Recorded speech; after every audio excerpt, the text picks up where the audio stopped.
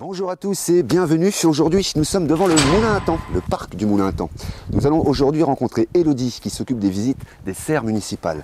Allez, viens avec moi, on va la rencontrer. Bonjour Elodie.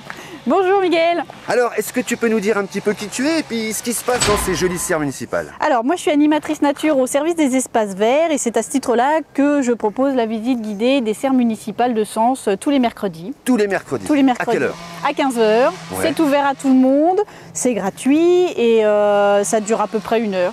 Alors Voilà. donc il y a des spécificités, j'imagine. On essaye de montrer un petit peu les plantes qui sont les plus intéressantes ou les plus particulières qui peuvent intéresser les gens. Laquelle? Et on va aller la voir. Et je vous propose de découvrir le nénuphar géant qui est un peu la star des serres qui s'appelle Victoria. Allons voir Victoria. On y va. Alors Elodie, maintenant on est à l'intérieur donc des serres municipales. C'est une visite qui commence à peu près là ou qui commence là-bas? Dans l'autre serre, au niveau de la serre à cacter. D'accord, Oui. et là donc on arrive devant On est la en visite. plein cœur de la visite à ce moment-là. Là on est en plein cœur de la visite. Oui. Donc là on est devant la Victoria. Oui. Est-ce que tu peux nous expliquer un petit peu ce que c'est que cette plante? Alors, bien sûr, ce nénuphar, c'est un nénuphar qui est originaire d'Amazonie, qui a été découvert par un Anglais, qui lui a donc donné le nom de la reine Victoria. Ah d'accord. Il y a plusieurs espèces. Nous, en l'occurrence, c'est une Victoria hybride. Voilà.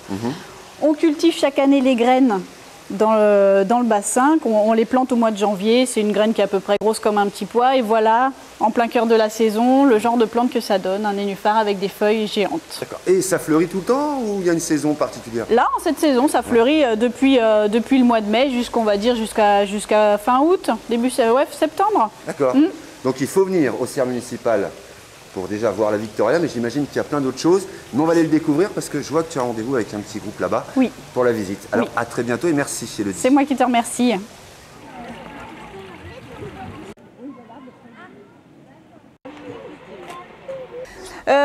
Déjà, je vous souhaite la bienvenue au parc du Moulin à Temps. Je ne sais pas si tout le monde connaît ou ne connaît pas.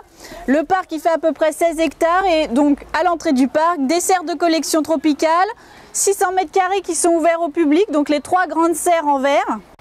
Donc nous, on va surtout visiter la serre à cacter, donc cette petite serre-là, climat chaud et sec.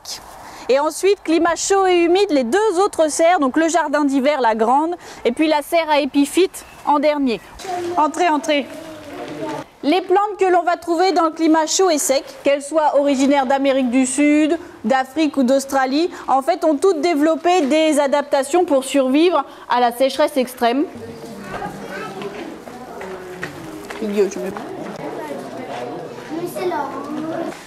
Dans le bassin, qui est un petit peu la partie centrale de la visite, vous pouvez observer un nénuphar géant qui s'appelle Victoria. Je dis bien un nénuphar géant. Au milieu, tout au fond du bassin, au milieu, il y a un énorme pot rempli d'une terre très très riche dans lequel on a semé au mois de janvier dernier une graine qui est grosse comme un petit pois, une seule graine. Voilà la plante que ça donne en plein été. Un nénuphar géant.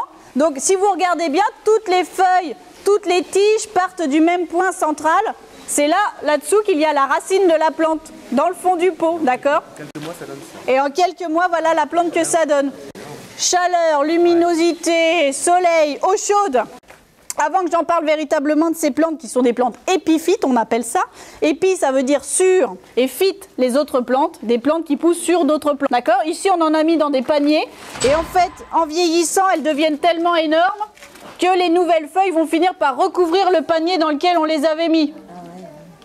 Elles sont en forme de bol, donc elles recueillent l'eau de la pluie. Et les vieilles feuilles du milieu vont pourrir sous l'action de l'eau stagnante et former un espèce de terreau qui nourrit la plante.